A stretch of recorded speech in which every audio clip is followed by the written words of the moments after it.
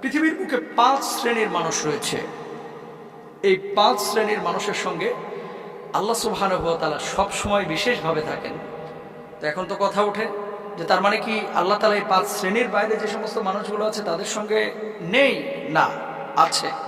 আল্লাহ সুবহানাহু ওয়া তাআলা সবার সঙ্গে আছে, কিন্তু আল্লাহ সুবহানাহু ওয়া তাআলার বিশেষ জিম্মাদারি 5 শ্রেণীর মানুষের সঙ্গে রয়েছে। আল্লাহ তাআলা বিশেষভাবে তাদেরকে মর্যাদা দেন এবং তাদের সঙ্গে আল্লাহ তাআলা থাকেন।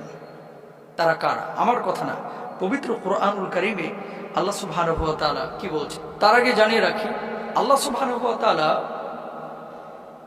যদি কারো কল্যাণ চান কেউ সেটাকে রদ করতে পারেন না, প্রতিহত করতে পারেন না। আল্লাহ তাআলা যদি কারো অকল্যাণ চান তাহলে সেটাকে প্রতিরোধ বা প্রতিহত কেউ করতে পারেন না। কোন 5 শ্রেণীর মানুষ আমরা আপনাদেরকে জানাচ্ছি কোরআন থেকে? যারা দয়াশীল, মানুষকে যারা দয়া করে, অনুগ্রহ করে এবং যারা আল্লাহকে ভয় করে তাদের সঙ্গে থাকেন। আল্লাহ তাআলা কি বলছেন? সূরা নাহলের 128 নম্বর আয়াত আল্লাহ রাব্বুল আলামিন বলছেন, ইন্নাল্লাহা মা'আল্লাযীনা ইত্তাকাও ওয়াল্লাযীনা হুম মুহসিনুন।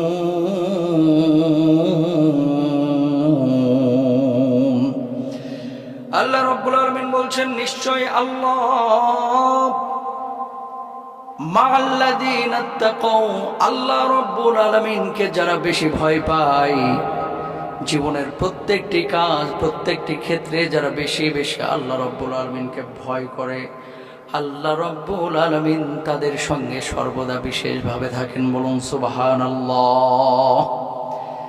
একজন মুমিন যখন নামাজ পড়বে কার জন্য পড়বে? আল্লাহর জন্য পড়বে। রোজা করবে কার জন্য? আল্লাহর জন্য। হজ করবে কার জন্য? আল্লাহর জন্য। একজন মুমিন, একজন মুসলমান সুদ বর্জন করবে আল্লাহর জন্য, ঘুষ বর্জন করবে আল্লাহর জন্য। সকালবেলায় ঘুম থেকে মনটা চাচ্ছে না কাঁথা কম্বল সরিয়ে ফজরের নামাজে অংশ নিতে, কিন্তু তারপরও আল্লাহকে ভালোবেসে সে উঠে যাবে। আল্লাহকে মহব্বত করে, আল্লাহকে ভয় করে সে উঠে যাবে, ফজরের নামাজে জামাতে শরীক হবে। কনকনে শীতের রাত্রে শীতকে শীত মনে না করে শীতল পানি দিয়ে, ঠান্ডা পানি দিয়ে উঁচু করে ফজরে অংশগ্রহণ করবে। দিনের বেলায় সব কাজ ফেলে আগে নামাজকে প্রায়োরিটি দেবে। যদি আল্লাহকে কেউ এইভাবে ভয় করে হালাল জীবনযাপন করে, আল্লাহর বিধিবিধান মেনে চলে, আল্লাহ রাব্বুল আলামিন তার সঙ্গে সর্বদা থাকেন। বলুন সুবহানাল্লাহ। 2 নম্বর আল্লাহ রাব্বুল আলামিন সূরা তাহার 46 নম্বর আয়াতের মধ্যে বলছেন, যারা আল্লাহ রাব্বুল আলামিনের পথে মানুষকে আহ্বান করে তাদের সঙ্গে আল্লাহ রাব্বুল আলামিন থাকেন। মূসা আলাইহিস সালাতু ওয়াস সালাম আর হারুন আলাইহিস সালাতু ওয়াস সালাম যখন ফিরআউনের কাছে আল্লাহর আদেশে দাওয়াত নিয়ে গেল, তারা এই জালেমের সামনে যাইতে ভয় পাচ্ছিলেন। আল্লাহ রাব্বুল আলামিন ওই মূসা এবং হারুন আলাইহিস সালাতু ওয়াস সালামকে বললেন, ও মূসা, ও হারুন, তোমরা ভয় পেও না। রব্বুল আলামিন বললেন, ক্বালা লা তাখাফা ইন্নানী মা'কুমা আসমাউ ওয়া আরা। আল্লাহু আকবার। আল্লাহ রব্বুল আলামিন বললেন, লা তাখাফা, খবরদার তোমরা দুইজন ভয় পাও না, ভয় পেও না। ইন্নানী মা'কুমা, আমি আল্লাহ রাব্বুল আলামিন ফিরআউনের কাছে তোমাদেরকে পাঠাচ্ছি, একা একা পাঠিয়ে দিচ্ছি না। যদিও তোমরা দুইজন যাচ্ছ, আমি আল্লাহ রাব্বুল আলামিন তোমাদের সার্বক্ষণিকে আমি পর্যবেক্ষণ করছি, তোমাদেরকে শুনছি এবং দেখছি। সুতরাং ভয় পাওয়ার কোনো কারণ নাই, আল্লাহ রাব্বুল আলামিন তোমাদের সঙ্গে থাকবে। বলুন সুবহানাল্লাহ। 2 নম্বর, তাহলে আল্লাহর পথে যারা আহ্বান করে, দাওয়াতি কাজ যারা করে, সাহায্য করেন কে? আল্লাহ। 2 নম্বরে গেল। 3 নম্বর আল্লাহ রাব্বুল আলামিন সূরা আশ-শুআরা 65 নম্বর আয়াতের মধ্যে বলছেন, কোন মানুষ যখন আল্লাহর বিধান কায়েম করতে গিয়ে বিপদ আপদের সম্মুখীন হন, আল্লাহ রাব্বুল আলামিন তাদেরকেও সাহায্য করেন। আপনি দাওয়াতি কাজ করছেন, শুধু মুরগির রোস্ট আসছে, ব্রোস্ট আসছে আপনি মনে করবেন না। আপনার দাওয়াতটা পারফেক্ট দাওয়াত হচ্ছে।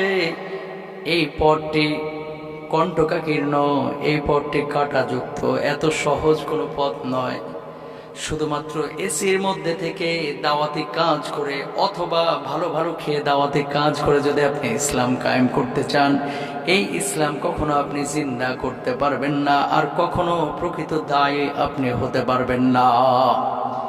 আল্লাহ রাব্বুল আলামিন কাদের সঙ্গে থাকেন? যারা বিপদগ্রস্ত মুমিন, আল্লাহর পথে যারা দাওয়াতি কাজ করে, ইসলামের জন্য, দ্বীনের জন্য, কোরআনের জন্য, আল্লাহর বিধিবিধানের জন্য যারা ত্যাগ তিতিক্ষা সাধনা পরিশ্রম করে, আল্লাহ রাব্বুল আলামিন তাদেরকে সাহায্য করেন। যেভাবে মুসা আলাইহিস সালাতু ওয়াস সালামের কওমকে ফিরআউনের রোশানল থেকে আল্লাহ রাব্বুল আলামিন হেফাজত করেছিলেন। আল্লাহ রাব্বুল আলামিন কি বলছেন? ওয়া আনজাইনা মুসা ওয়া মান মাআহু আজমাঈন।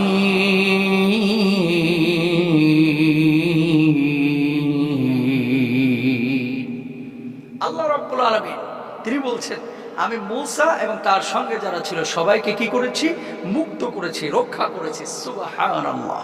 তাহলে দাওয়াতি কাজ করতে হবে, মানুষকে ভালোভাবে ডাকতে হবে, আহ্বান করতে হবে। মারামারি হানাহানি কাটাকাটি করে অথবা মানুষকে বাধ্য করা আপনার উপর জরুরি না যে ইসলামে আপনাকে দীক্ষিত হতে হবে, বরং সুন্দর ভাষায় সেভাবে দাওয়াতি কাজ আপনাকে করতে হবে। নবীজি যেমন প্রয়োজনে রক্তাক্ত হয়েছে, নবীজি মানুষের থুথু নিজের গায়ে নিয়েছে, নবীজি নিজের নামলা মোবারককে রক্তে ভিজিয়ে দিয়েছে, মানুষ পাথর মেরেছে নবীজিকে, তারপরও মানুষকে আল্লাহর নবী মাফ করে দিয়েছে। এই চিন্তা চেতনা আমার আপনার মধ্যে থাকতে হবে যে দাওয়াতি কাজ আমি করব, সবসময় আমার পথ সুন্দর হবে না, সবসময় আমার পথ কাটা মুক্ত হবে না, কাটা যুক্ত হবে। যদি সেই পরিস্থিতিতে আল্লাহর পথে মানুষকে আহ্বান করেন, সাহায্য করবেন আল্লাহ সুবহানাহু ওয়া তাআলা। সুবহানাল্লাহ।